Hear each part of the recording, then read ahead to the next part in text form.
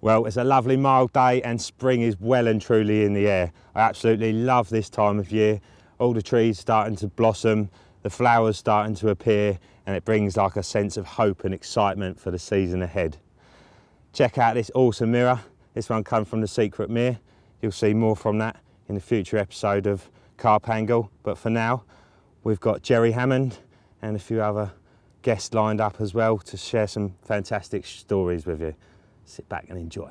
This is Carp Angle, episode 6.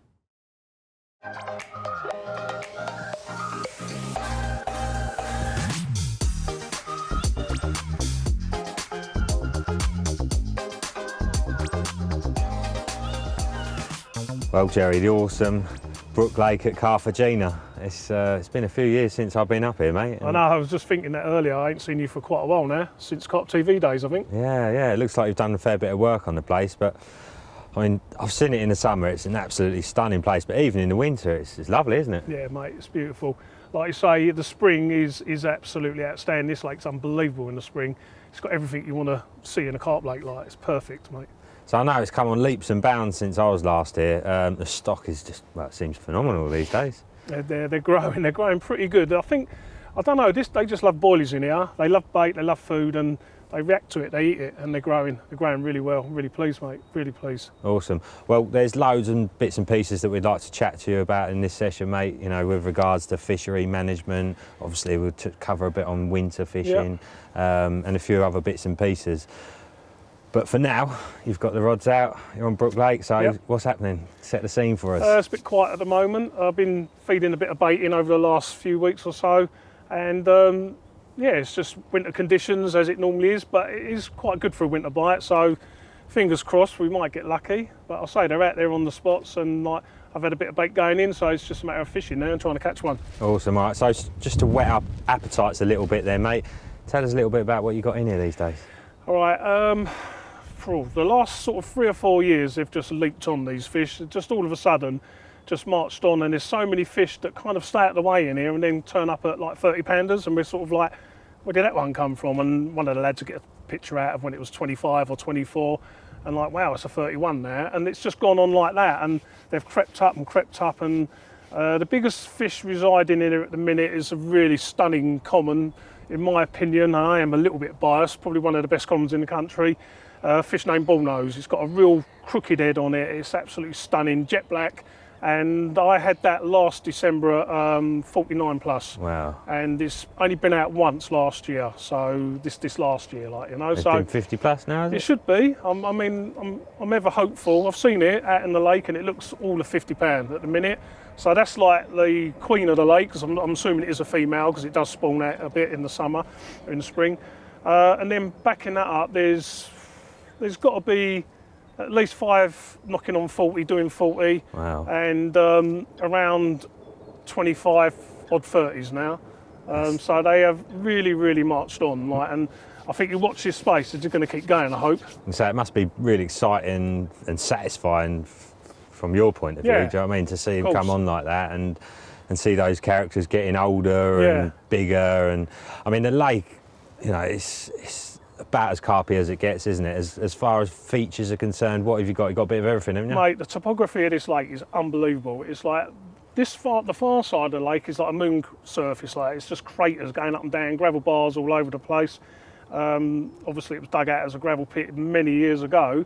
When I moved in here, this was, I was told, the oldest pit in Hertfordshire, 90 odd years old. Wow. So I'm coming on 19 years living here now, so it's over 100 years old, this pit, and it's just riddled with features. I mean, you've got everything you want, like to go carp angling on a lake like this. You've got everything.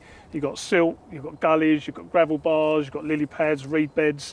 You've just got the lot, mate. It's a really interesting lake to fish, because you know, you're not just casting out into an empty bowl and pulling back, there's nothing there, you've got everything. And then straight away, from your first cast, you're looking for the little spots, like, it's brilliant. Yeah, I can imagine anyone who comes on here and, you know, spends a bit of time fishing it, they're, you know, kind of feature finding skills, and just your kind of watercraft, you know, must improve massively, because like you say, you're not just seeing a fish and chucking a pop up to it and hoping it goes, you know, you've got to put a bit of thought into what you're doing.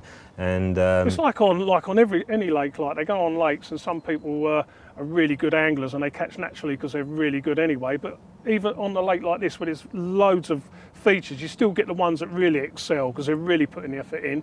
But it's a good lake to fish because they do respond. You know, you fish the features that you think you should be fishing and you catch carp. So it's quite a good lake. So if someone's pretty good, they catch a lot of carp. Right. So that's what I'm trying to say, like, you know. Awesome. All right, mate. Well, as I said, you know, you've been living what must be most carp anglers' dream for 19 years now. Yeah. So we'd like to go back into the sort of history of the place. But for now, should we crack that kettle on? Suits me, mate. Yeah, mate, let's do it.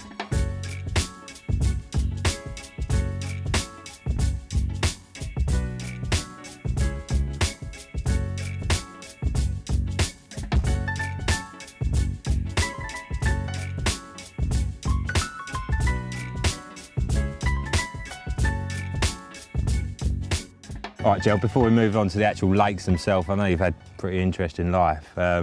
What's this about Hollywood blockbusters? I had a feeling he was going to mention that. Who doesn't? Everyone mentions it. No, I had about 5 years in the film industry, like, which was pretty good. I mean, I just started off as an extra, like most people do that get in that line of work. Fortunately, I met this guy that was I met a guy that worked in a gym and he was doing a bit of TV work, and I just got onto him. He recommended this agency, so I gave him a shout, and they weren't taking no one on. I thought, oh well, never mind. And then right at the end of the conversation, they said to me, you haven't had any military experience, have you? And I went, well, it just so happens I have. And I went, oh, fantastic, we've got a project coming up. And can you give us a ring? If you don't hear from us Friday, we'll ring you back Monday, over the weekend, and we'll ring you back Monday. So I went, all right. So I was telling everyone, this agency's ringing me up next week. I was giving it all the big one and that. I didn't really know what it was about or anything. And then never heard from them Friday, and I just thought, nothing's going to happen. Anyway, on the Monday, it gets a phone call. We're taking on people with military experience for this new project we've got coming up. Would you like to come for an interview? So I'm like, of course, yeah, definitely. Like, I'm up for that. Turned out it was in, I think it was in the Officer Training Centre in Cannon Street up in London, this big, massive building. And I had to turn up there at 12 o'clock on the Mondays. On the date they give me, a week later or so. So I was obviously buzzing to go out there because I didn't know what it was about. And when I turned up, there was a queue about a mile long of people queuing up to go in these great big doors of this big building. And I just thought, and they were all talking about different programmes that they'd worked on. They're all obviously people from different agencies. I've been on EastEnders and I've been on London's Burning and all that, and I was like, I'm well out of my depth, like, you know. But feeling still pretty sort of confident that something might happen. Like, we went in there and as the doors opened at midday, about 100 people came out, and I was like, oh, no, I've got no chance. Anyway, they sat us down on these great big tables, about 12 to a table, and they brought each table was like a sheet of paper with a pen or a pencil, and there was a load of questions they were asking us. We had to fill in these forms. And then someone said, while you're sitting there filling out these forms, we've got members of the agency walking around, anyone that fits the sort of image that they're looking for. If you get a tap on the shoulder, you've then got to go and join that queue and go for an interview, like, you know. So I'm like, all right, fair enough. Like, I'm sitting there and I get a tap on the shoulder and the whole table like that, looking at me, growling like Anyway, I went and got up, went and joined this other queue. And there was a guy outside dressed in military, looked like Second World War uniform, like, you know, the old gaiters on and everything. And little did I know, I was going in on this interview in front of Steven Spielberg's military advisor, and it was actually to be a part of Saving Private Ryan, basically. Wow. And I just didn't know. They said they had like some sort of project coming up, and that's why I went there for the interview. Anyway, it was a bit surreal, really, that you've got this, when the door opened, I've got this American guy's got next soldier, like that, shouting at me, and I'm like, I had to march in and everything, and there's this officer standing there in all his uniform, sitting there behind the desk with another guy. The other guy was from the agency, and he's like, name, rank, number, and all that, and I'm like, 2459 to Corporal Hammond or whatever, like, you know. I had to give him my name, rank, number, all my details. I thought, Christ, what's this all about? And he was asking me a lot of questions, and as he's asking me these questions about my military career, the guy next to him was explaining to him anything he never understood, like, because it turns out that the guy sat next to him was actually in my regiment, attached to my regiment when I was in the army out in Northern Ireland. Wow. I never knew at the time, but when I mentioned what regiment I was in, he knew that he was attached. Anyway, he was telling him what I'd done and all that. And then I said to him, so I sort of rattled off what I'd done in my army career, and I was sort of running out of things to say. So I said, and at the end of my army career, sir, I was an army physical training instructor. He said, did you give them boys Hammond or something? I said, yes, sir, I did. He went, you're a good soldier. I want you in my movie. I was like, wow, what is going on here? And they marched me out, and the rest is history. I went and got measured up to be a German in the SS, in the Daskerei, in the Saving Private Ryan. And I worked on that for about 7 or 8 weeks and got a little feature at the end, which was something really, really hard to get on a feature when there's 60, 70 German soldiers. And they actually, through this guy that was sitting with him from our agency, he actually made me, there were 60 Germans, they split them into 2 platoons of 30, and they made me a Hauptstofführer, which I think is a sergeant major, and I was in charge of 1 set of 30. And we actually got to do a bit of, me and this other guy looked after the 2 sets of 30, the 2 platoons. So when we were called on set, they just said, Jerry, get your lads out, and it was a way of organising it, kind of military way. And I ended up doing a bit of choreography and like getting them in their positions, like, you know. And because of that, because I worked hard on it, he gave me that little feature right at the end when just after Tom Hanks gets shot, and I'm there with my hands up, and Spielberg's saying, "What's your name? You stand there," and all that. And it was absolutely amazing. To be honest, probably one of the best things I've ever done in my life. Yeah, awesome. They looked after us really well. The food was amazing. I'm talking to Tom Sizemore. I got photos with Tom Hanks, and it was just ridiculous, really. Like, you know, way over my head. And that led on to 5 years of doing that sort of work, and everyone asked me about it and all that, and they all go, I didn't really see you in the movie. I mean, well, I ain't getting paid like Tom Hanks is getting paid. I'm just me doing a little bit of film work, like, you know. What was the other one, Band of Brothers? Yeah, I'd done a whole year on Band of Brothers. That was absolutely amazing. I mean, I went out, I done really well on that, because yet again, when they were recruiting people, I went and see the Mad Captain again, Captain Dale Dye, Spielberg's, and he knows me now, because I've just been on Spielberg's film, and he's like, you're in, like, straight away, like, you know what I mean? And I ended up becoming one of his favourites, like, you know, and I'd done the whole year, and on Band of Brothers they had, I can't remember how many actors in total, what the cast was, but they had 20 of us guys, and we were like special ability guys. We actually mixed in with all the actors and went away on boot camp with them. I mean, I shared a room, like a whole army, it was 1940s army style camp down in Aldershot somewhere, and we stayed, we give our phones in on the bus when we got off. We never had a phone, we was there for 10 days. Everything was done as it was done in the 1940s, and we were training with the actors, getting them prepared and ready to go and film Band of Brothers for a year. And it was absolutely fantastic. And I say we was there for 10 days, and in our dormitory, our dorm, I had David Schwimmer sleeping opposite, and Donnie Wahlberg the other side, and I'm in with all the like top actors, like, you know, and sharing jokes and having a laugh, training with them and everything. They were like mates, and then we were like a family. We filmed Band of Brothers over a year, and I got to go to Switzerland and film Berchtesgaden, you know, like Hitler's Nest and that. And we were out in Switzerland. It was quite crazy, really. They give us a week's holiday because we had no time off for a long while. So they give us a week's holiday. Me and my wife went to Greece for a week, and it's the first bit of holiday I'd had because we was working every weekend, every week, and had no time off. So saving up quite a bit of money. We went over there, me and her, we had a really lovely holiday. I got back on the Sunday. Monday morning, I was picked up by a Mercedes, like a minibus thing, picked me up on my own, beautiful vehicle, drove me, like the next day, I just got back from Greece, drove me to Stansted. We got on a private jet. There was only 10 of us and the cast and the crew. Flew on a private jet all the way to Switzerland, and when we got there, they give us this amazing meal and give us all like $1,000 spending money each, like, and I just thought, that's it now, I've cracked it. And I remember sitting, I used to smoke back then, I remember I was sitting there in my hotel room with a Remy and a fag and a pile of money on the table, going, that's it now, that's it, I'm there. But like, it was nice while it lasted, do you know what I mean? But I say I'd done 5 years of that, and then realised I wasn't going to be your Tom Cruise or Tom Hanks, and sort of with the fishery and that, I sort of thought, give it up, like, you know. But Right. 5 years of my life that I really, really, really enjoyed. Like, Yeah, I'd love to go back and do it again. Incredible experience. Yeah, that's why I talk about it, because like it's something that I've done, a lot of people ain't done. No, it's something to be proud of, and definitely one to tell the grandchildren. I worked on Gladiator. I've met so many well-known actors, you know, and legends really.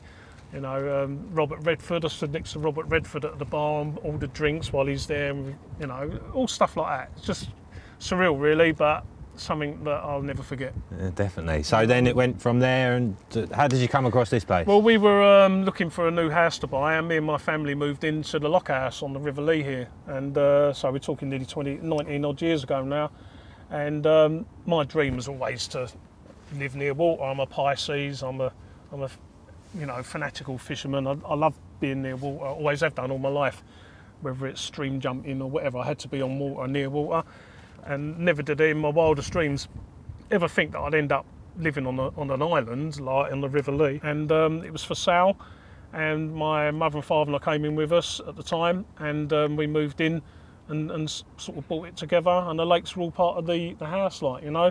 Living on the weir pool, I couldn't believe it. I had to do it. I used to put 2 rods out on a remote and sit in my front room with the rods on the weir pool.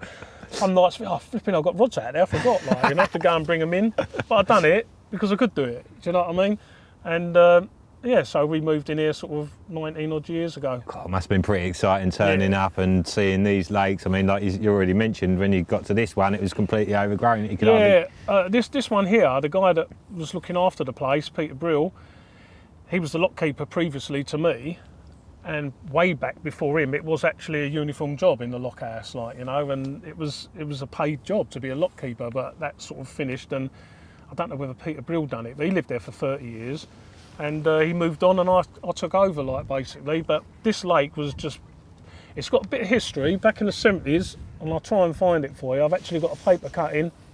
They used to call it Heartbreak Pit, and apparently because it used to be so hard to catch them out of, but it was mainly tench, I think they used to fish for out of here.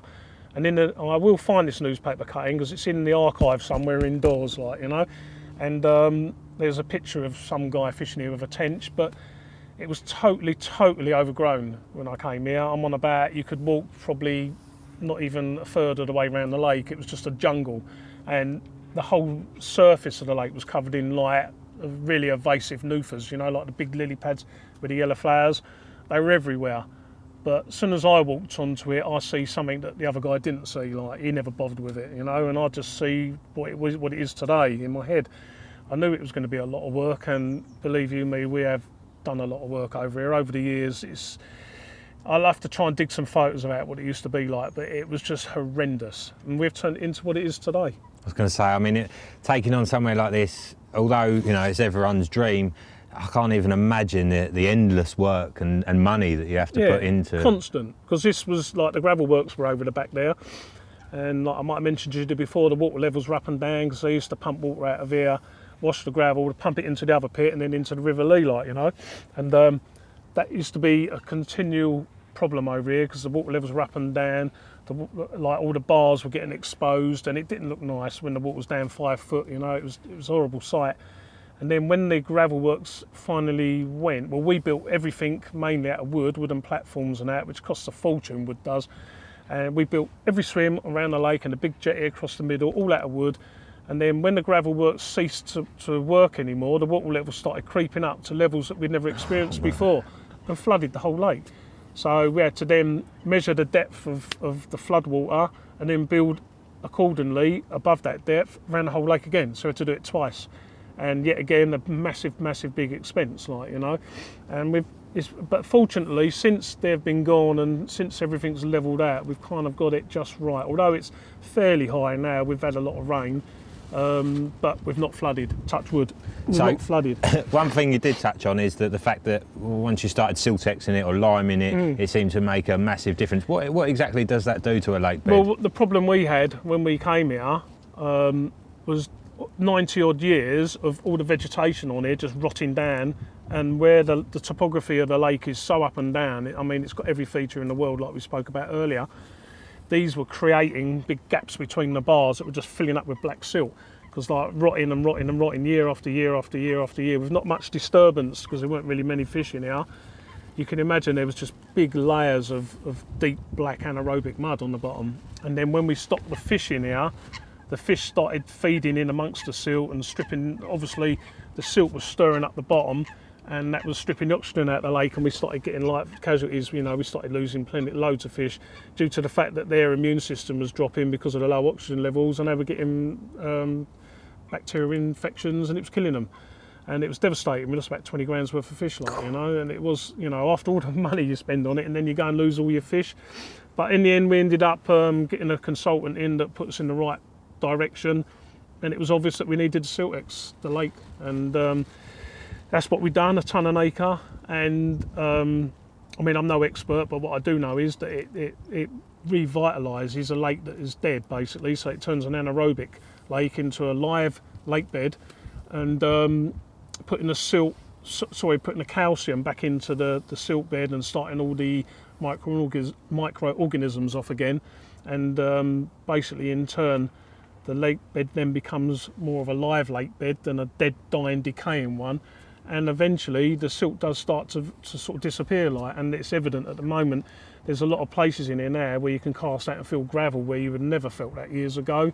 And in turn the fish have started growing because of the calcium, like their bone structures got better because of all the vertebrates they're eating, and their bone structure's improving, and they're getting longer and bigger and heavier.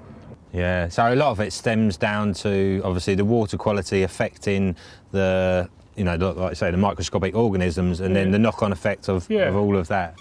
Yeah, there's a lot more to it. I mean, people with more knowing the game will tell you, but like I just know what's happened here, and like the stinking, decaying plant matter silt on the bottom is not good for the lake. No. I mean, especially if it's getting stirred up by the carp and various other fish, and it just strips the oxygen out of the lake. The oxygen levels drop. The fish are not happy. Their immune system drops to such a degree that they're not feeding. All the parasites attack them. They get covered in argillus. They get bacteria infections, and then they just die. Yeah. Well, it's clear to see that now they're super happy, super healthy, and well, since we've making done a lot of people happy. Yeah, well, since we've done it all them years back, we just give it a tonic every so often.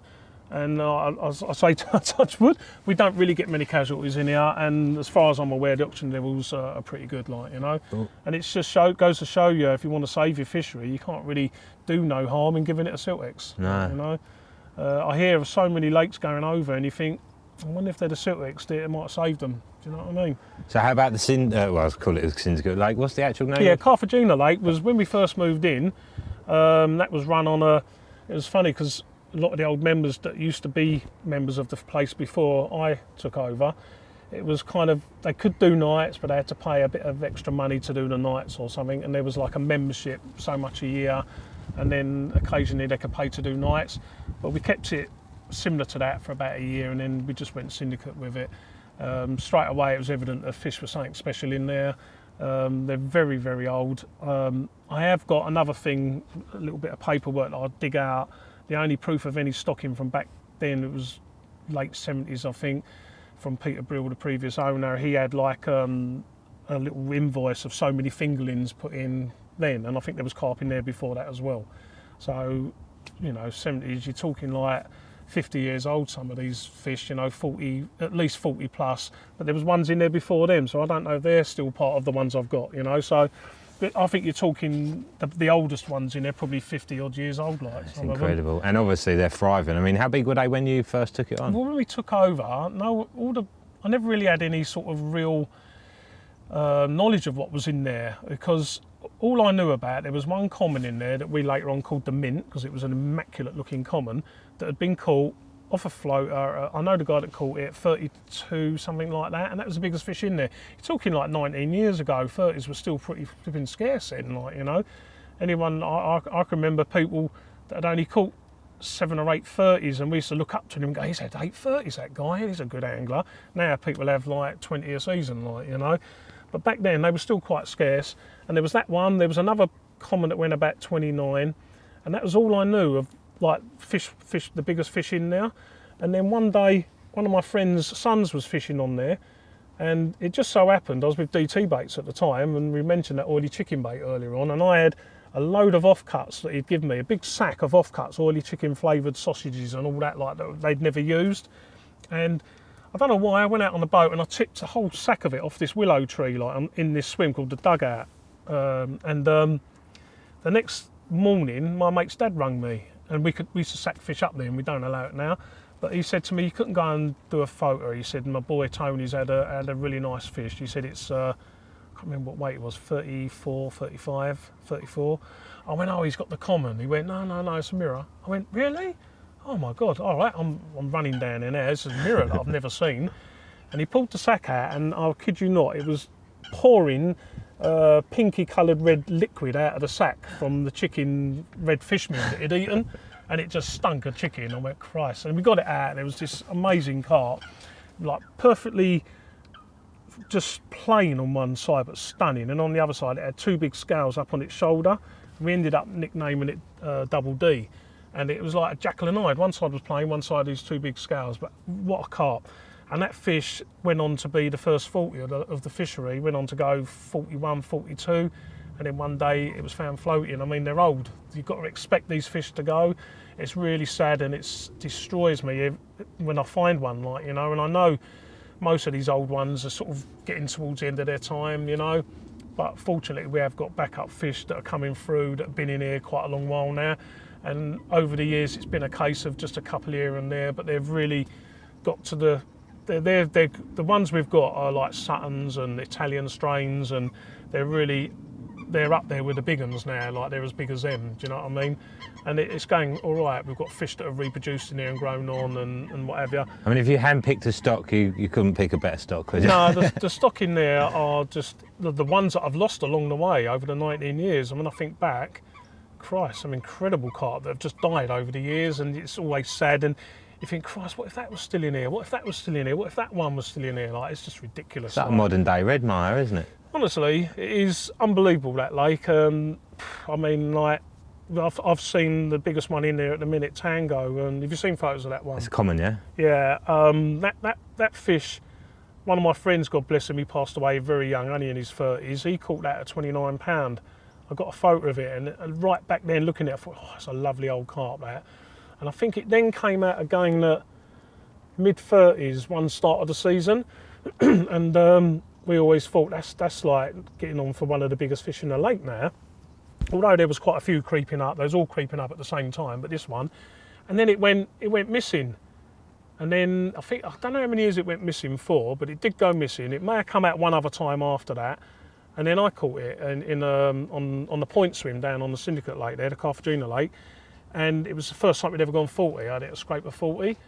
It then went missing after that. I can't remember, someone will quote me on it. It was either 4 or 5 years. And then one of our lads, Mark Smith, he had it at 47. Wow. And I might be wrong on that weight, but I'm sure it was around about that weight, 47.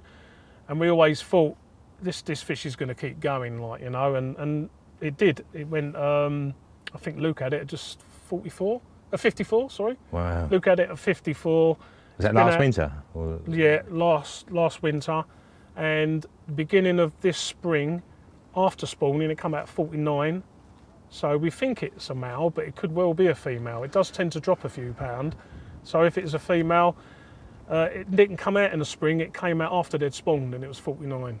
And then later on in the year, it came out at 50, not long after that, and that's, I think it was a bit later, it came out at 50 odd, and it ain't been out since then. So next spring it could be well up there, like, you know. It really is an incredible stock, and I mean, what did you say, about 12 40s in there? Yeah, there's probably a dozen, 40, might be more. You've got to be pretty proud, haven't you, as obviously, a fishery owner? Mate, you know, absolutely over the moon with it. I mean, both lakes, you know, they're both like, people always get in touch and they go, oh, I want to get on Carp, I want to get on. I said, what's wrong with Brook Lake? Oh, I want to get on Carp. I said, well, what sort of fishing are you into? If you want to catch a few, Brook Lake's the one, they go up to £50 in there. No, I want to get on there. And you see them go on there and they struggle, because it is a tricky water. They struggle on there, and I think, why didn't you just go on Brook Lake when you had the chance, and you can catch a few carp and be happy? Like, you ain't got a lot of time. Do the nights and Brook or weekends, whatever time you got, and catch a few fish, and you're going home a happy man. So you go on there and you might be struggling with the time available, and you're fed up with it after a while, and you don't come back. Yeah. You know what I mean? Would you say, I mean, obviously I've never fished it, I've only seen it, but from what I know of this place, would you say this is a bit more interesting fishing than that? Yeah, the main lake's interesting, Joe, because someone like you, it'd get inside your skin and you'd want to suss it, you know, and you're the sort of angler that would be trying to break its code, and that makes it interesting, doesn't it? You know, it's Definitely. Like any lake we go on. It makes it interesting. People like yourself and other anglers that are like really up for the job will love it. But then the ones that think they ain't really got the time, but they want to catch the fish, they can't get on with it because they ain't committed enough. Do you know what I mean? But if they just come on here, I'm not saying this is easy, because it's not easy, but like I've said before, this fish responds to bait and there's plenty of little features out there to set your traps, and the fish get caught. They respond. And me personally, if I was to buy a ticket and I wanted to catch a few, and I wanted to catch possibly a 50 pounder, I'd be on here all day long. Yeah. Because like I've known anglers to come on in there 5 or 6 a night. Some nights, just if you're on them, you're on them. I say they're both super appealing, mate. I definitely I should think about getting my name down for the future. Oh, mate, you've got to see it in the spring, because this at the minute looks like it looks, and any lake in the winter looks a bit dreary and a bit drab, doesn't it? But in the spring, this is early spring, you can see 10, 12 foot down to the bottom. Everywhere's blooming. It is just absolutely amazing. And the fish, you can see them swimming around all over the place, which is nice when you walk on a lake and there's one. Oh, look, there's one. One's jumped over there. You like that? It's good. You don't always see that on a lot of waters, do you? And, you know, anyone that's got their eyes open on here that knows what they're doing is going to have a nice season, like, in my opinion. Definitely. All right, so with all the money and the time and the stress and everything else, you know, if you went back 20 years, would you do it again? Yeah, I'd do it again. I don't know any other life, to be honest. I always say to my missus sometimes, like, what would we do if we never lived here? And what would I do? I really ain't got a clue. I'd probably just train myself into oblivion and just shrivel up and disappear, like, you know, because I just don't stop training when I'm not fishing, because that's all I can think of doing. But, you know, I've got my own targets outside of here. I've got a really good bunch of bailiffs around me, what I'm really proud of and pleased. Like, they're you know, a drop of a hat, they'd do anything for you, and they've got a passion for the place. They love what it's become and what it is, and they generally have got a lot of respect for the fish and everything that's here. And it's nice, you know, if we call a little, there's only about 6 of us, if we call a little meeting and we get a job, no matter how big or how small it is, it's done to the highest standards normally. And yeah, without them here as well, it'd be hard for me to just sneak over on my targets, like, you know. But over the years, you build up a bit of a team around you. And generally they're all builders and bricklayers and some sort of in the trade at something, and they're all good at what they do, digger drivers or whatever. And it works really well. And then, like, the bailiffs are over at weekends. They only do a weekend rota. There is a couple that might do midweek because they're on site a lot. But we don't hard bailiff the place. We expect everyone to obey the rules. It's nothing worse than getting pestered all the time by bailiffs. Our bailiffs are here to help, you know what I mean? And then the other thing we've done recently, the other year we done like a little app. You can get like a Fox app that goes on your phone. And with that, we went round the other lake. We haven't done this one yet. And we kind of set out all the boundaries so that people can download the app and then they get a picture of every swim. And they're not spots. I have to keep telling them they're not the spots, they're just your boundaries. So that when you go in the swim, you can get the app up and you go, right, I'm in the point swim. I can go 18 wraps out there in line with that tree, and I can go so many wraps out there with that tree, in line with that side of the bank. And they know them without upsetting any other anglers and keeping the etiquette nice. They're not casting over other people and not going too far, and it all gets sorted out. It's a good idea, that. But it's just sensible, because people turn up on lakes and they just go, and they don't even think where they're going, and mate, you, what's going on around there? Like, it's just a bit of etiquette, and some of them, although they're not really doing it on purpose, they don't realise, and it starts a load of problems. So we just thought, let's do this app. They can all download it, and then they know where they are, where they're going, and whatever. And then what we do on this fishery, which I don't hear a lot of other fisheries do, we don't have a closed season as such. Our ticket runs from March till March. March the 15th being the day before March the 15th, which is the day after the end of the traditional season, and we run it till a year round to that day. And then we close the fishery on both lakes as and when they spawn. So generally this lake they spawn earlier on Brook Lake for some reason, although it's quite deep. There's a lot of shallow areas there with the reeds, and I think it kind of incubates the water a bit, and they get in there early and spawn normally mid-late April, like, you know, beginning of May. And then next door can go at the end of May, beginning of June. And we generally shut both lakes then. As soon as they're spawning there, this one's shut. As soon as they spawn on there, that one's shut, and we shut them from 6 weeks from when they spawn. And I haven't had one person moan about it. If they do, they're not really right for this fishery. The fish have spawned. I personally don't like fishing for carp when they're empty and spawned out, and that 6 weeks closure gives the chance to build up all their strengths again and get their food in them, and they get left alone. And it's a nice time for them, because they don't just spawn once, they spawn 3 or 4 or 5 times sometimes, and they're spawning at night sometimes in deep water, and you don't even know they're doing it, and people are chucking leads at them. So I went, no, we just shut it for 6 weeks, and then what we do on the first weekend of the closure, So say they finish we close on a Monday. That following weekend we'll have a work party. We get everything done on the whole fishery. We have a host of jobs to be finished and completed by the weekend. Then on the Sunday afternoon, we do a draw for the swims for the start. So they go in for the draw. If they get a swim that they're happy with and they come out on the draw, so they're in this swim, they can then, this is their swim for their first session. How long have they got before then? 5 weeks to bait it. 5 weeks, so you're feeding the fish. Both lakes fed for 5 weeks. Every swim on the lake is being fed for 5 weeks. These fish have just spawned, they're absolutely exhausted. The last thing they want is pressure and being caught and being put on the bank and being stressed out. What they do want is loads of free time. After a week or so, they're swimming around the lake like it's always shut, you know, and all the food's going is getting eaten. And so if you've got this swim, you're going to come down here as much as you possibly can, find your spots, and then just keep the bait going in, you know. That's a great idea. When the season starts, we all get over the clubhouse there. We have a big barbecue. Everyone's like absolutely buzzing, bit of music playing and all that, a few beers, and then they're already set up. And then I say to them, after we've all had our last few drinks, they creep back to their swims. They're all like, it's like June the 16th. Awesome. It's like everyone's buzzing. They go back to their swims, and then I let off a rocket or something, and at 9 o'clock everyone casts out or an air horn or something, and everyone's buzzing, like, you know, and yeah, it's brilliant. And they don't catch nothing. Really? Nah, they do. They do. It is mad, that effect though, isn't it? I mean, like if we go back to the old days when you used to have the closed season, you know, you can almost hand feed them, and then as soon as there's a few anglers on the lake, boom. Honestly, I've done it on the main lake there one year. I pulled a swim out, because I always go in the draw, because I like to fish with all the lads, like, and they like to see me there fishing, because I'm as passionate about it as they are, like, you know, if not, obviously more. And I chose to swim one day, and I found this really nice little spot, and I was baiting it and baiting it and baiting it. I mean, I can go out on a boat and bait it, you know, and I was tipping buckets of boilies in. I was giving it a right good pace in the bait. Every day I went over there, I was walloping out on my spot and going, come on, the start, come on, like, you know. When the season started, and although I tell everyone, I say by the time you get them rods out on that day, you should all be clipped up from the day before or from the last time you was down baiting. You shouldn't really need too much bait going out if you've been larping it in. All you're going to need, mate, is maybe a catapult of bait and clip, like, rods out to the clip. But some of them still do make a bit of a, they can't help themselves, like, you know, they do plumb up still. But most of them now have learnt and they do clip up and they all do it. But this particular time, I think when the rods all started going in, I never had a sniff on that rod out there, and I must have put, I dread to think how many kilo boilies went out there and various baits, and I didn't have a touch on it. I had my rod down the margins off a marginal, like, creeper, you know, and that's how it goes. And it's really weird, because you'd think it'd be Billingsgate on the main lake at the start, but it shows you how clued up they are. They feed out your hand basically in the close season. And that's why I said no one caught nothing. Come the first, sometimes nothing comes out for 3 days. Well, once we've opened the season back up and started fishing.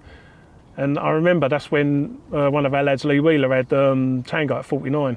And that was one of the first ones out after we reopened, like, you know. Mega. Yeah, and I like that. I don't want them getting thrown on the bank and getting, you know, dragged up the margins, up the bank every day. Like, I want them to go missing.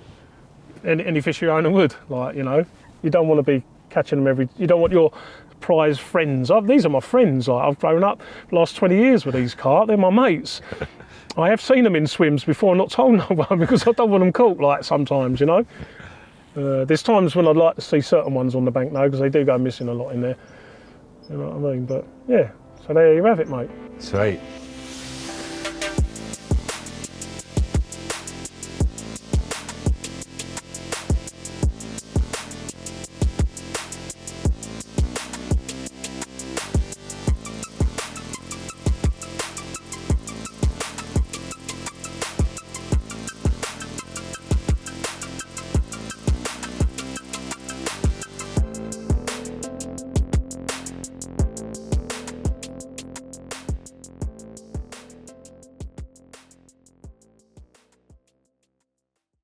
Well, that was a mild but quiet old night, wasn't it, Joe? It was, mate, yeah.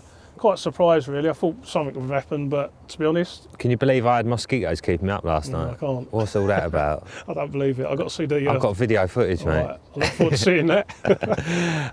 And obviously, we've had rain a lot of the morning, so it hasn't been ideal for the filming. I think we're going to come back next week. Yeah, definitely, mate. I'm yeah, I'll call it a day, I think, and come back next week. Quite happy to do that. So with regards to this place, I know you haven't done a huge amount of here in the winter, have you? Or in the summer either, have you? Well, normally I'm in warmer climates this time of year. I'm normally out in India sort of 3 months. So around about December, beginning of December, I shoot off to India. So It's the best place to be at this time of year, isn't it? 100%, and I will be as soon as I can. But yeah, so normally I fish over on the other bank over there. Got a nice little swim over there that I fished sort of November, December time, and I've always caught over there, good uns as well. Like, and that's, I don't really generally do a lot of time on there. Like, but around about that time of year, I'm not probably hunting down fish on target waters, so I drop in over there and just chill out and relax and enjoy my fishing, and normally catch a few. So that up until then, after that, I couldn't tell you because I'm not here in the winter. But on previous years' reports, they do come out.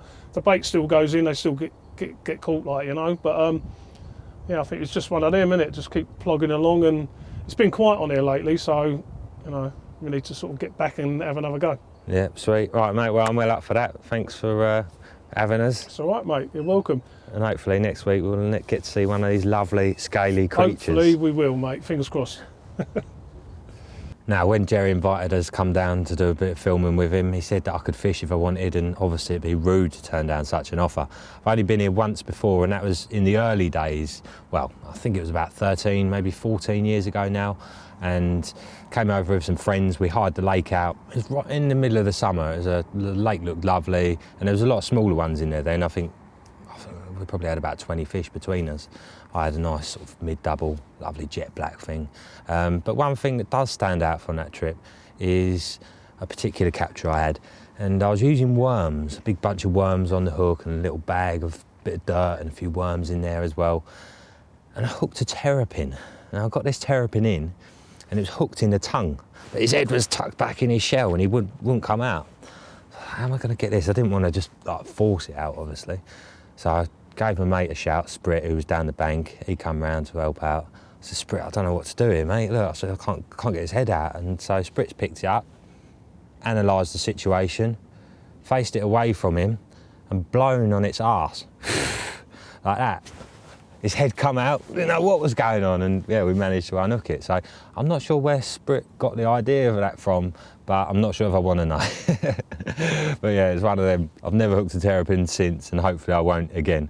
Anyway, I fished last night, and with so little to go on, it was very hard to sort of choose a swim and choose your spots. And so basically the only thing I had to go on was this little bay to my left, which is very snaggy, looks very clear under the branches. And normally if them sort of areas are kept clear, especially at this time of year, because obviously we've had all those leaves fall in, then it's normally a clear sign that the fish visit there. Wherever they like to go and like to sit up, they like to keep everything polished and clean.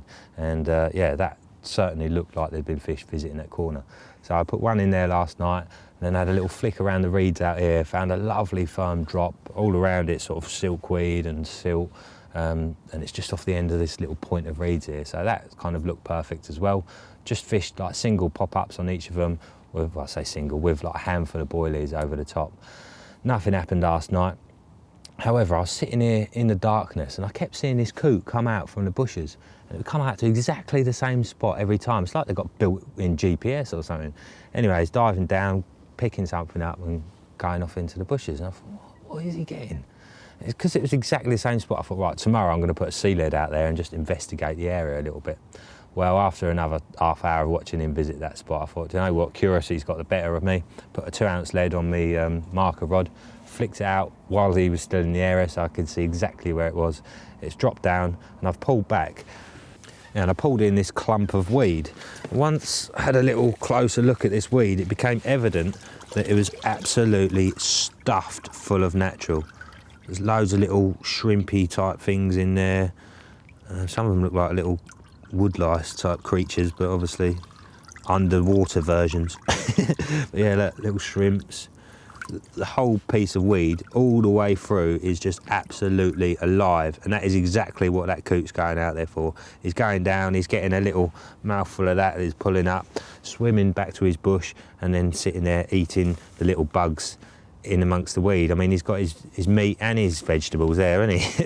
A little bit of everything, but you can imagine how much protein is in all those tiny little microscopic organisms. And what's more important is the fact that if the birds know this is there, the fish is going to know this is there. I've had a flick around a few other different areas and I've pulled in some sort of old, deader looking weed, and it might have the odd little bit of broken shell in it, but nothing like this. So yeah, a seriously rich larder that is well worth noting.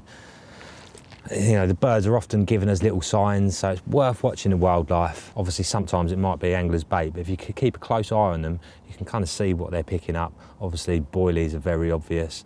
The smaller bits and bobs, they tend to eat on the spot. But yeah, when they're picking up these bits of weed and they're ripping through it, and that is what they're going for. Huge natural larder, which I'm sure the fish will know is there as well. So I'm going to put a little bit of bait on that. I'm going to put a little bit of bait onto the edge of the reeds there, and I'm going to put some into this snag here. So obviously it's 2 rods down here, but that gives me 3 options when I come back next week. I'm just going to put some 10 mils in. I've got some crumb. I'm going to put a bit of hemp and a little bit of ground bait, because obviously there's a lot of birds on here, and if I put a lot of boilies in, the birds are probably just going to clear them out fairly easily. But if you've got lots of other little items in there, they're not going to be picking up the hemp and the crumb. So yeah, there's always going to be something there for the carp to come back to. And hopefully over the next 5 days, some fish will find that bait, and when we return next week, they'll be primed up ready for us. There's some stunning carp in here. Jerry's seriously whetted our appetite with the stock. Some of the pictures of what's in here is truly incredible. So hopefully we can bump into one of them next week. Well, it's been a little while since we were down here last. Obviously the weather got super cold and we've been busy with other bits of filming, but we're back at Carthagena today, back on the Brook Lake again. I actually did come down yesterday for a little social with Jerry. We fished at daytime, and 2 fish showed during the day. One just out here and one about 40 yards behind me. Good shows as well. We didn't actually see the fish, but they moved a lot of water. So yeah, that was enough of a sign to make us realise that they're on the move again now. Jerry's next door to me. He got here super early this morning, got his rods out at first light. I got stuck in traffic. Absolute nightmare of a morning. Got a headache as well, but I'm here now. Got some nice fresh air, and I'm going to get the rods out, and hopefully we might get to see one of these awesome Carthagena Brook Lake carp. Now yesterday when that fish showed out here, I was straight round, put a rod on it, got a really good drop actually. It's probably about 8 foot of water, but a nice firm drop. Left it there all day, didn't go. However, because I knew it was in a zone where a fish had showed and I got a nice drop on it, I put 2 spoms of bait out there before I left last night. Literally just some 10 mil boilies, some 15 mil boilies, and a load of crumb, and a load of smart liquid in there as well. Reason for the crumb is because there's a lot of birds in here, and obviously they can pick up whole boilies pretty easily, whereas with lots of little bits, it obviously makes it that much harder for them, and sort of guarantees that there's going to be something there for the carp. So, little IB spinner ready to go. It's all clipped up. Let's get it on the spot.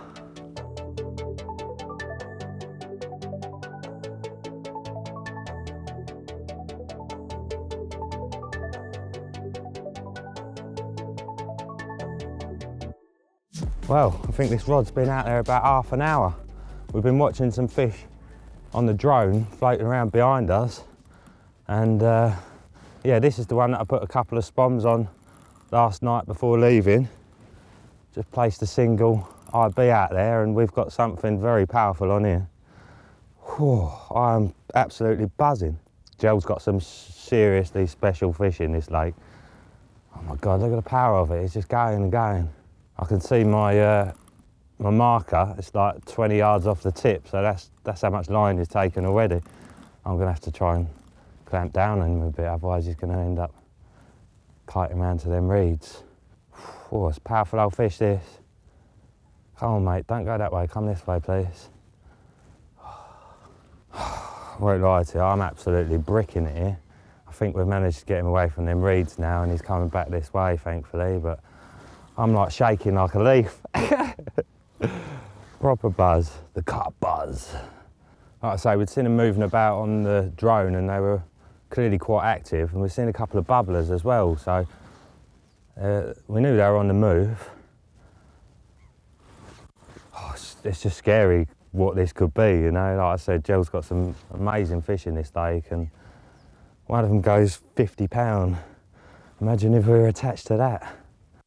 Powerful, aren't they? Them ornamentalists and they've got a bit of ghosty in them. They always absolute animals, even in this cold water.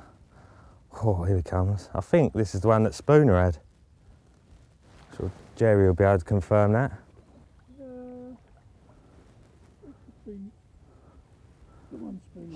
Yes. Good angle, good on. Mega. Oh, I'm buzzing with that one, mate. It's a carp. Wow, look at him. He's like a leathery. Yeah. Wow. Amazing. That might be the one we were watching swimming around on the blooming drone 5 minutes To be honest, ago. mate, I don't quite recognise it. I don't think it's the one Spooner had. Really? It's got some length to it as well, hasn't it? Yeah, I'll have to check. I mean, The shoulders, look, that leathery. yeah, That's well cool. lovely, isn't it? Yeah.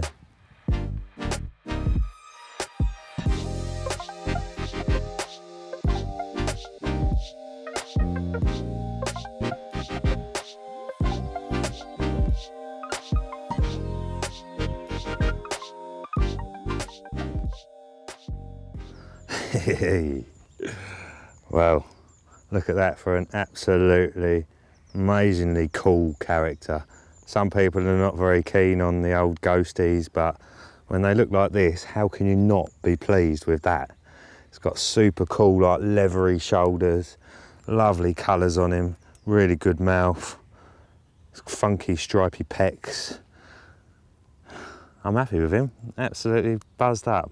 25.5 pound of awesome Brook Lake ornamentalist. There's a couple in here like this. There's one that goes about 38 pound. Spooner had it last year, and actually when this was coming in I thought that might have been it, but yeah, awesome unique looking creatures, and I'm more than happy to bump into them. Right then, mate, we're going to have a couple of snaps of you because you're super cool, and then we're going to get you back. Thanks for your visit. Sorry to spoil your day. We haven't, we've made your day. You're famous.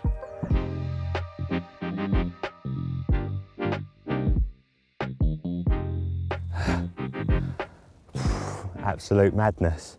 We're probably about 20 minutes after that last one, and the left-hand run's gone, which was just along here, which again, I put a bit of bait on it last night. Just literally like 2 pouchfuls of boilies on that one. So they've obviously been getting on the bait, and obviously the way they're moving about, you know, the fish that are moving like that are going to be hungry, and it's that time of year when they're just waking up and looking for a bit of food. Oh, it's going under the boat.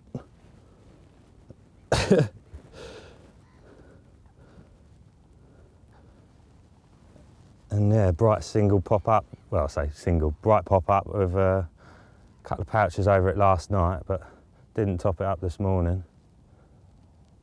Oh, it's a nice common. It's having a ruck as well. At first he looked like he was going to come in nice and easily, but then he suddenly realised what was going on.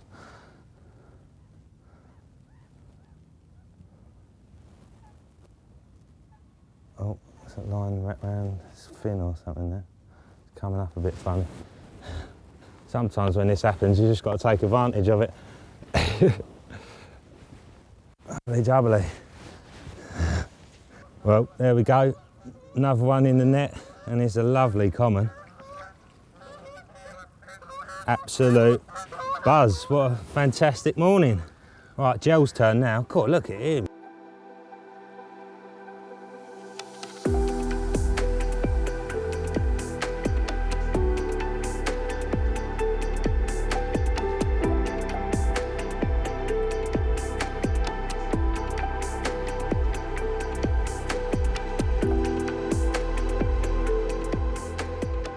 Well, look at this for a lovely old character. Just under 23 pounds. Mega old looking common. It's got that big droopy tail. It's a bit broken at the top there, which has healed up over the years.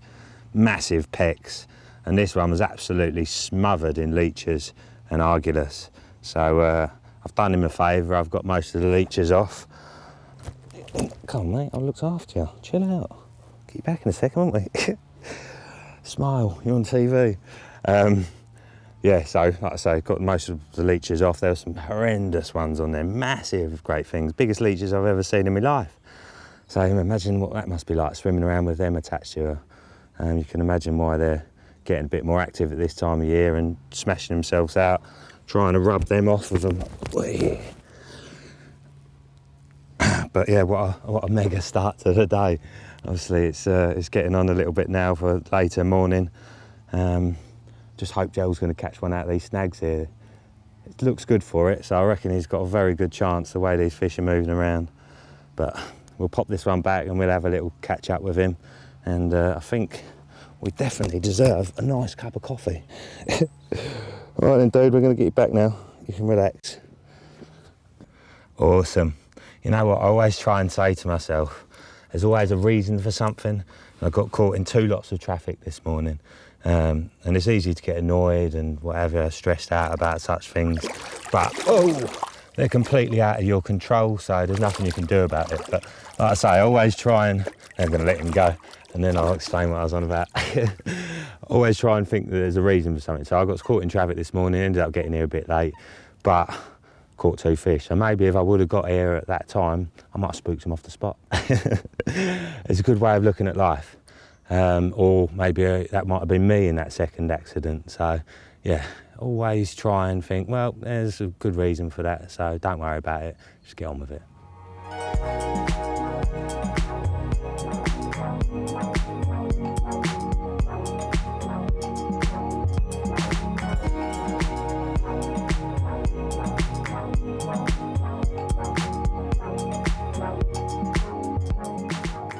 Well, it turned into a bit of a drizzle old afternoon in the end, didn't it, mate? Absolutely freezing, mate.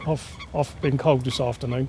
That's because you keep doing these fasts, isn't it? I know, mate. I know. What, you on 3 days without eating? Yeah, or? 3 days, I'm starving. Absolutely starving, cold, hungry. Recommend it to people though? Yeah, it's really good. I mean, you should try it if you can. If you can do it, you could do it 3 days without eating. Personally, no. I might get away with 1 day. It is hard. It takes a bit of willpower, but I've been doing it a lot on and off. Like every other week, I fast for 2 or 3 days, and yeah, it's pretty good. I think well, this time I'm suffering a bit because it's cold. I mean, there ain't really that much, well, nothing. So like nothing since Sunday. Mental. So you're looking forward to get a bath and a big meal tonight then? Have a lovely bath and then chicken and rice. So nothing too extravagant. Awesome. It's been a good day though. You've caught a couple of fish. Yeah, mate. Really enjoyed that. Yeah. It was a right treat from the universe to get them couple, wasn't it? Yeah. I reckon I know what it's like, mate. You really want to catch one now, don't you? So you're going to be back, aren't you? I've got every day over here if I want. So I'll be catching them. Cool. Eventually. So I say you want to come back again and do another day? Yeah, mate. Yeah, if there's a day in the next couple of weeks that you fancy doing, give us a shout. And pick a good day with the weather, and they're up and moving now. We've seen a few you've caught too, so next time hopefully it'll be even a couple more bites hopefully. Sweet. Top man. Yeah, I'm up for that. All right, mate. Well, enjoy your bath. Cheers, mate. And I'm going to hit the will. road, and yeah, I'm looking forward to a nice bath myself, and I know Mike is.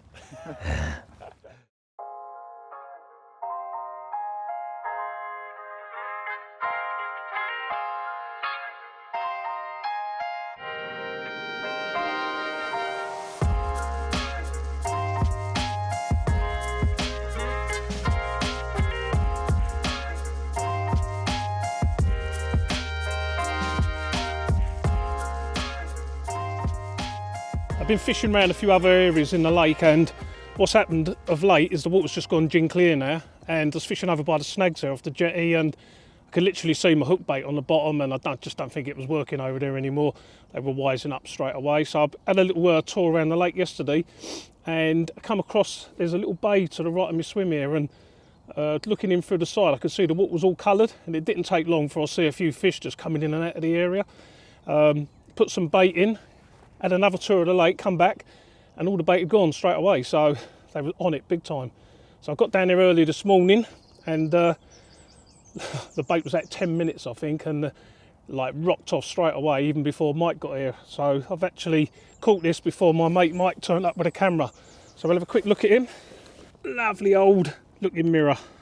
Hopefully this is a bit of a daytime area, so I've had this bite this morning, but it was yesterday afternoon that I see fish in that area, so there's still hope today of another bite. Let's hope so. Let's hope one of his bigger relatives turns up for me. Right, so I'm going to slip this little one back, and I'm going to get the rod back on the spot.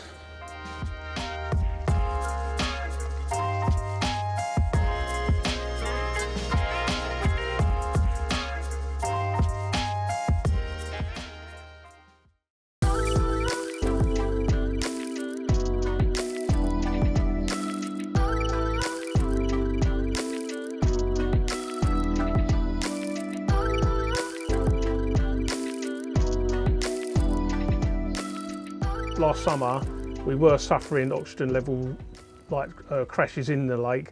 Although we never lost any, I think they were suffering a bit with the oxygen, and with that they've moved into the snags and sat about in amongst the lily pads and that, and basically the immune system's dropped on them and they're susceptible to bacteria infections and so on, and that's when these argulus seem to jump on the carp. And what I did to combat that was I spoke to Mark at Mad Baits, and I researched it, and I've been told, I don't know how true it is, but I've been told that a real good garlic sauce in your bait is a good way to stop the argulus, or to get the argulus to leave the fish. Apparently they don't like the garlic, and with a good bait and a high percentage of garlic powder in the bait, like a really good pure garlic, it seems to make them jump off. So with that in mind, I had some bait made up, and I've been feeding them. I was feeding them with it before the winter set in, so that they were getting it in their system, and I'm started to introduce it again now, and that's what I've been putting in recently. And I've been soaking it up in a bit of rock salt, because they like a bit of salt this time of year, the mineral which they need, and that's what I've been using. It seems to be working. They seem to like it, and hopefully it'll do the job, and the parasites will leave the fish as the water warms up. It's last time, wasn't it? Well, that weren't that long. This is a tricky bit, because I have to get him around this reed bed here. It seems to be coming a lot better than the last one did.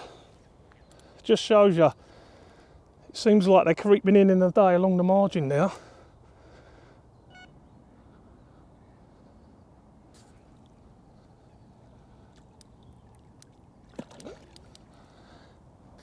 Well, that was quick. I mean, I literally just put that rod out, fired a few baits around it, and my theory was right. They're creeping along that margin now in the sun.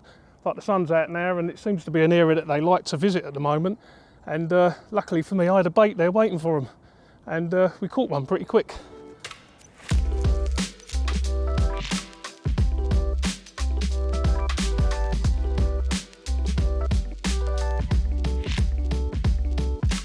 Fish number 2 this morning. Proper old looking thing this.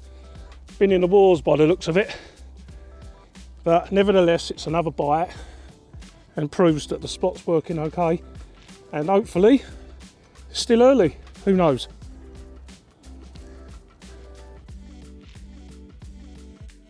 Right, I've had a few little trips over here now, done a few little day trips, and finally today managed to get a couple of bites for the camera. Back to its normal conditions again, pouring down, but it is March, but what I'd like to do is invite you back when it's absolutely stunning over here, when the sun's out, the water's crystal clear, the lily pads are up, totally different place, and I'd love you to come back and see that. So until then, I'd like to say goodbye.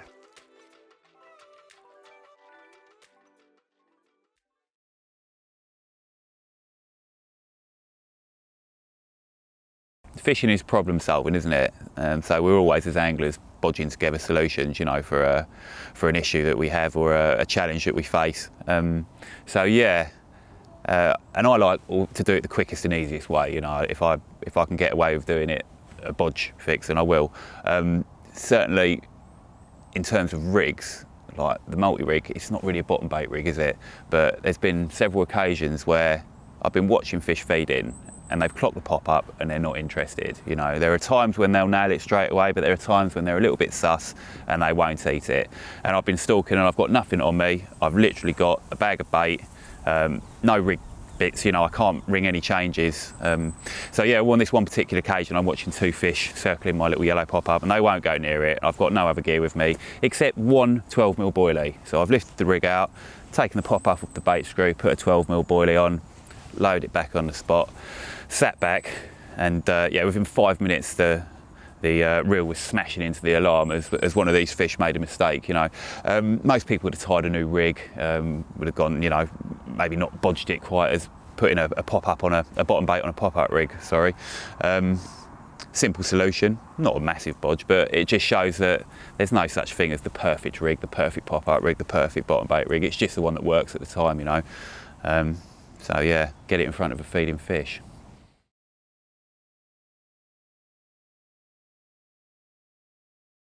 Living the dream. Some days not. But yeah, life's good. I wouldn't change it for the world. It's not been an easy ride. I've had to work very, very hard, and yeah, I never even really envisaged it panning out like this. I really didn't. You know, at a very young age, I wanted to be an archaeologist, and then as I went through school, I didn't really know what I wanted to do. And then I left school and all I wanted to do was party. Of course, I wanted to be a DJ or an MC. That never come through. But all the way along through that journey, there's been one kind of underlying theme, and that is I do know how to do a day's graft. I know how to work hard, and just carried on working hard. Always loved my fishing, so I tried to orchestrate any work I did to involve angling, working in a tackle shop, did a lot of teaching when I was younger. Worked for a consultancy company, netting and electrofishing lakes. I always had a sort of a finger in angling in some capacity. Went to college, kind of bummed around for 4 years, doing a lot of partying. Did countryside management because it did 3 hours of angling every two weeks. Then I did 2 years horticulture. Never really went to many lecturers, just carried on partying. But I come out of that at sort of 20, 21, knowing that, you know, now's the time to slow down with the partying and knuckle down. Walked into a job as a lecturer in fisheries management, which then opened the door to come and work at Nash. So I don't really believe in luck. I think you create your own luck. I think I worked really, really hard growing up, any hours possible, you know, real conscious that money didn't grow on trees, but I like the nice things in life. Opportunities presented themselves to me as they do to anyone, and it's how you deal with those opportunities.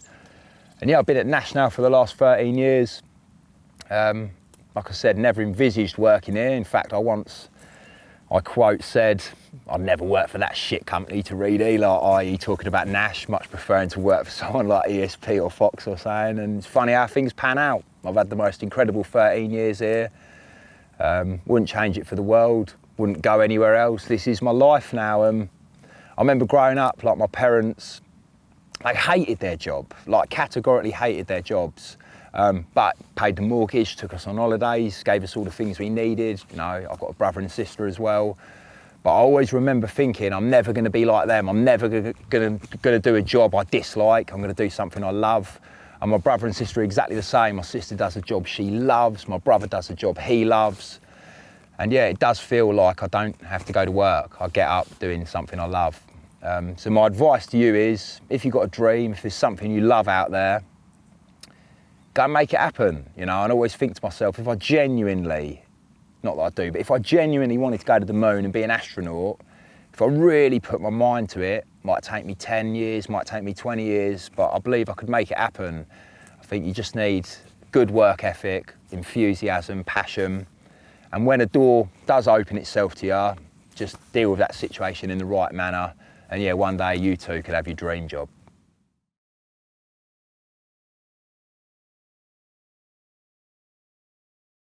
Well, back down Long Reach after that friendly common.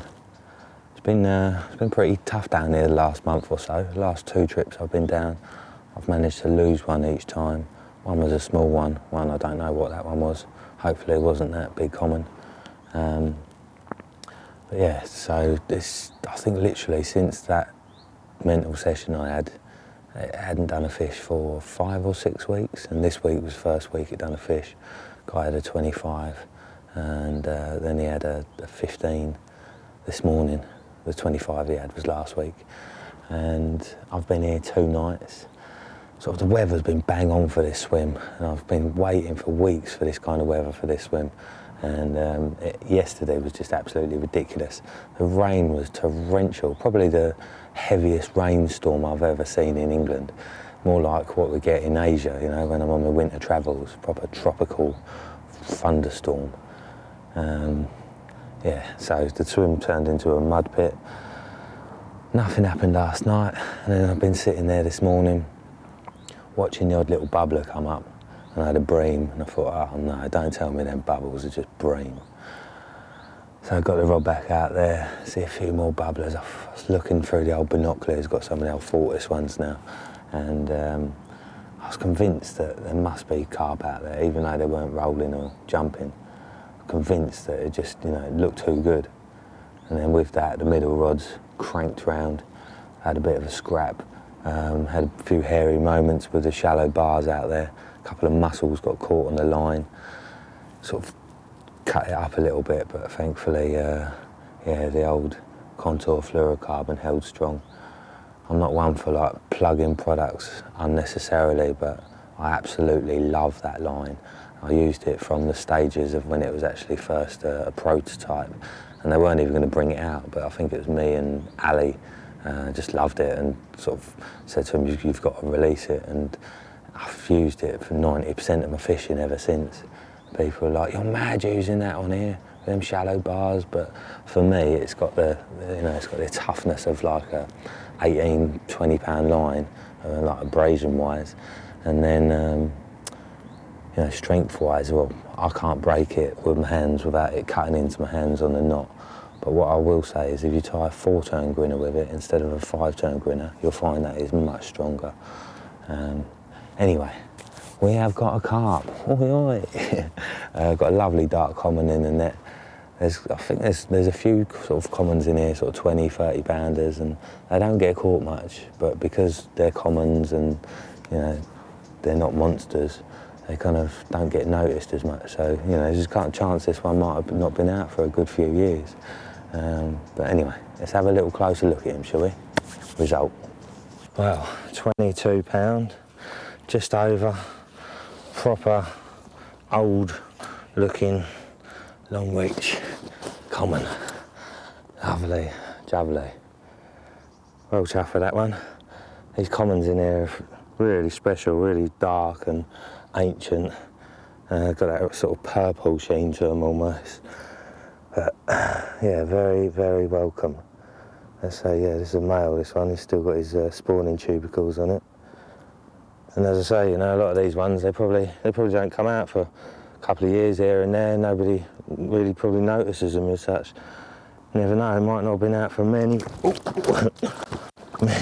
moons. Right.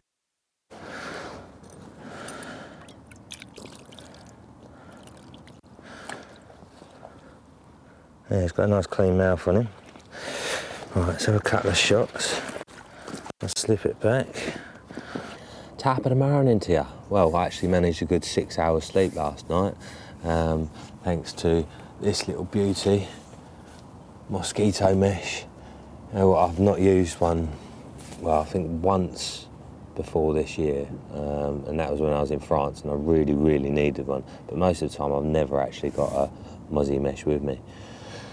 And Adam Pennin for years was saying, what are you doing, Joe? You're bloody mad, get a bloody mesh. And I'm just like, no, I'm hardcore, aren't I? Yeah.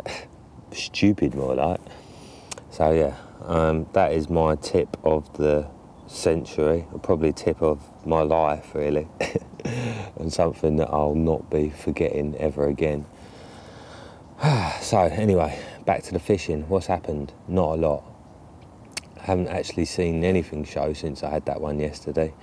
I've been up this morning for the last couple of hours. I was up at 5:30, just before sunrise. And it's been pretty quiet, but there is a bit of a ripple on the water this morning. I have just had to reel in just before bite time, or yesterday's bite time, because a huge great weed bug had drifted in front of me and literally was over 2 rods, and where I'm fishing, it's quite far out, it's about 100 yards. I'm fishing over 2 shallow bars. So for my line to be going under that weed, if I did get a bite, I'd just be asking to lose it, really. So I took the gamble and thought, well, it's worth the risk. So yeah, 2 recasts. Thankfully, both of them went out first time. And yeah, we're fishing again safely.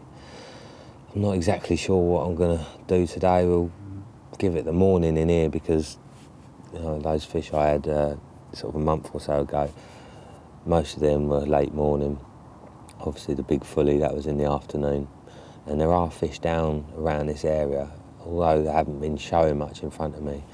They've been in front of the swim next door a fair bit. There's a guy down there who's been seeing them a lot. and he's had a couple of bites, lost one and landed one. So I think they're still about, but the far corner over there is looking really tasty. The wind's been blowing over there the last couple of days, and there was a guy on the end bank yesterday who said he was seeing quite a few up there as well. So I say I'll ride it out in here, but now I've done 3 nights in this swim. It's a little bit of a boring swim to fish, really, because I'm just, well, most of the time I'm fishing out in that zone. Last night I did drop one a little bit shorter, actually, but yeah, just sitting in the same swim with one view, to me, just gets a little bit monotonous. So today I think I'm going to get on my toes, go and start somewhere new, afresh. In the meantime, coffee o'clock. Yeehaw. Woke up this morning, smiled at the rising sun. Top of the morning to you. Well, yesterday, got on major missions. Boats come out about midday. Decided I didn't want to be here. Moved up to the swim that I've been baiting up. Just like it's an area that you can get away with fishing in the day when the boats are out. And it's kind of quite a large shallow area as well, so I think they like getting up there in the day. Anyway, packed everything up, went up there, had to fight through all the brambles, and my barra's just loaded up to the max for some reason. Got up there, had a look about, just wasn't feeling it. Looked down the far end, didn't see anything down there, ended up doing a lap. Didn't see any showing at all. And obviously with the new rules now, it makes it pretty awkward because you're only allowed to fish this bank when the boats are out. So after a couple of hours or so of wandering around, deciding what to do, I've ended up coming back into the swim where I was before, mainly because the weather that we've got coming today is kind of very conducive for this area. It's going to be like southeasterly, which blows up this end of the lake. The area that I'm fishing is kind of just off the end of a big set of bars. So the bars run out that way, and then I'm fishing kind of towards the end of them, near the ramp as well. I guess the ramp's a bit of an attraction for them just because it gives them a point of reference. But yeah, for whatever reason, they like it out in that zone when they're down this end of the lake. So I just thought, well, I'm better off around here for now. Hopefully, if it's going to be wet and raining, which it's meant to be in the next couple of hours, that'll put the boats off. Because if it's going to be moody in here today, then yeah, definitely a chance of another bite, I'd say. When I say another, that's because I've already had one this morning. Woke up at 5:30 to my alarm, turned it off, drifted back off. 2 minutes later, no time for the waders, straight down the slope, bent into it, wet feet, and yeah, had a nice little scrap. All come in pretty smoothly until it got to this margin and it got in the bush. I thought it was going to fall off, to be honest with you. But it didn't, and got it in the net, and it's a nice sort of mid-20 common, I reckon.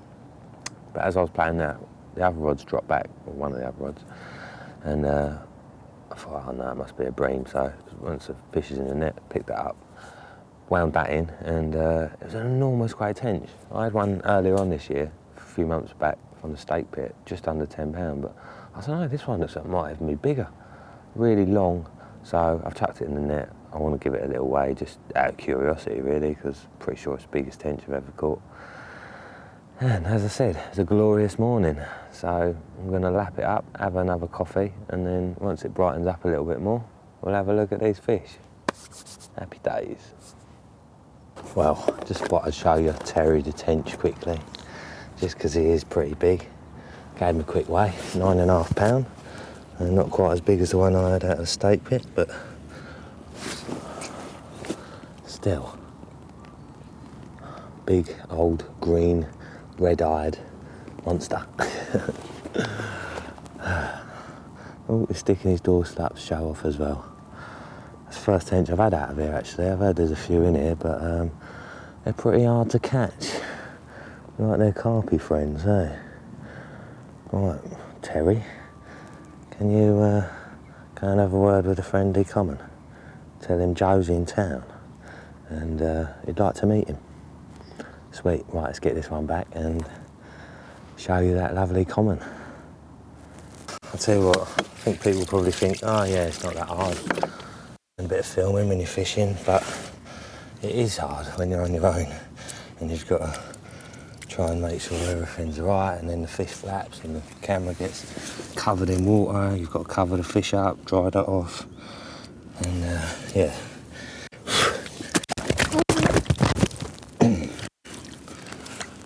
It's not the easiest. Also kind of takes a little bit of the moment, the magic out of the moment, you know, because you have to worry all the time about getting everything right. Anyway, hopefully he's going to behave for a second. Look at that, nice chestnutty one. Not as dark as they normally are in here. Don't know whether he might be a little bit younger. But, quite deep. He's got a really cool, neat, clean mouth on him. Good dorsal, nice tail. Yes, another awesome long-reach carp. Happy days. Right, I'm going to attempt a couple of self-takes. Get him back. I put a little bit of spot out last night. 2 nights before that I just spread a few boilies, out with the throwing stick. And I forgot how much it does your arm in, to be honest. The old throwing stick elbow's not good, is it? Anyway, so yeah, put, I don't know, about a pound of boilies, pound of tiger nuts, little tub of salt, and a little bit of hemp out there last night.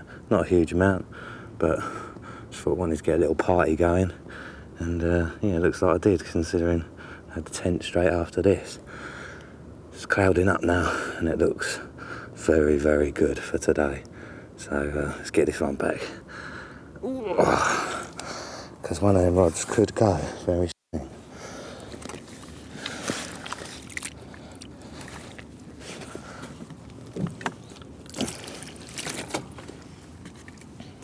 Actually, I'll tell you what, we'll have a quick look at the other side. Seeing as it's such a lovely cool carp. Be rude not to, wouldn't it? There we go. Now, I know I don't talk about tactics too much on here because, well, there's a couple of reasons to that. A, I don't want to bore you with all the technical stuff. And B, oops, I like to keep the odd thing to myself, because obviously if you're campaign fishing, you don't want to be giving away all your secrets. However, you know, I am using the link. It has been very good for me so far. Oh. And I am using IB pop-ups over the top, but don't tell anyone. Absolutely lethal. IB stands for illegal bastards, because they're that good. They should be illegal. Right, let's get this fella back. Lovely to meet you, mate. Well, you know I'm always talking about magpies. Seems like the magpies have turned up for a party behind the swim. See how many there are.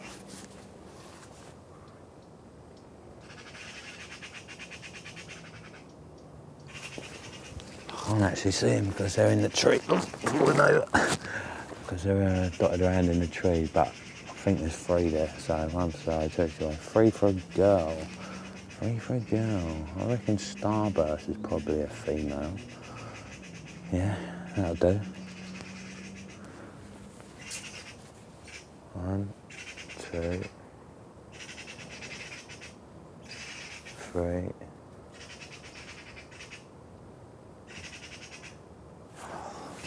Do you know what? There might even be 4 there. 4 for a boy. That friendly common's got to be a boy. It's looking bang on, to be honest with you. I've got the buzz on. You know, we've just got a feeling that something's going to happen. And the magpies come along and confirm it. Come on, the rods.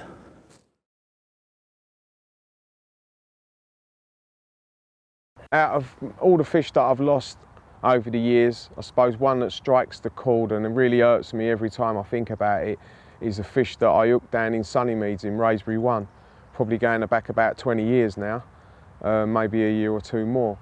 And I'd gone down there and I'd been looking around, and I'd gone up a tree and I'd had a good walk about, and I'd been looking, and I'd seen fish in this corner down in Sunnymeads. I'd seen the odd fish. And one of the fish that was swimming around down there regular was a fish that they called Malins. At the time they called it Malins, and it was like a 40-pound mirror, an absolute stunner, a well-known fish to a lot of anglers who have been around for a while. and it was just an amazing looking carp, and it was an amazing lake at the time. Anyway, I've set up in this swim called, I think they called it the bus stop, and either side of me there was like a deep willow tree that had hung right over the water. They were beautiful, like, you know, for fish to margins. It wasn't really a far out swim. So anyway, I've only had a couple of nights, so I've got a rod and I've sort of donked it around, all in close, either side of me, to the left, to the right, and I've found like that the bottom wasn't too bad. There was a bit of black silt down there, a few leaves and that, but there wasn't no sticks or nothing like that. So I put a rod either side of me. I've been walking up and down in the close seas and throwing a bit of bait in, so I sort of roughly know what's going on. Anyway, got me 2 rods out, and at the time I wasn't carrying a lot of tackle. I wasn't using a boat on Raspberry. I was just walking around and just fishing with a bag, fishing with a few bits and pieces. And there's something that I've still used today. It's called a firmer rest. And all I was doing was laying a ground sheet down and I didn't have a bed chair. I was sleeping on a firmer rest on the floor under just a small bed chair, you know, that I was putting down really low, keeping my kit compact. And always remember being asleep on the floor, and it was really drizzly at first light, and I was just laying there and my left hand rod just melted off, absolutely melted off. And it just took me down to the left and kept going, and then kited into a snag. Anyway, nothing I could do with it. And at the time there was another angler who was fishing on the same bit further up who was using a boat, and I run round to him, and it was a mission to get round. It was a good half a mile run, you know, and I've had to leave my rod with this fish on while I go and get someone to get some help, try and get this fish out. Anyway, we got to there in the end, but the fish had wrapped itself, the line around the log, and it pinged the hook, it unhooked itself. But we think that fish was definitely Malins, because that fish was seen sulking later that day, you know, and it was really not happy with what had happened. So that was definitely that fish. But one of the big things that I was really gutted about that morning was I wasn't locked up, you know, on that rod. And by the time I got to that rod, it wasn't locked up. I didn't expect it to be, you know, to go off like that. You know, I didn't even expect to take, to be honest. It was one of my first nights down there. And then I wasn't locked up. By the time it had got out, it took too much line off me. If my clutches were tighter that morning, that fish, I reckon, would have been in the net. I would have been able to tire it out and play it in. So, yeah, that one always stings.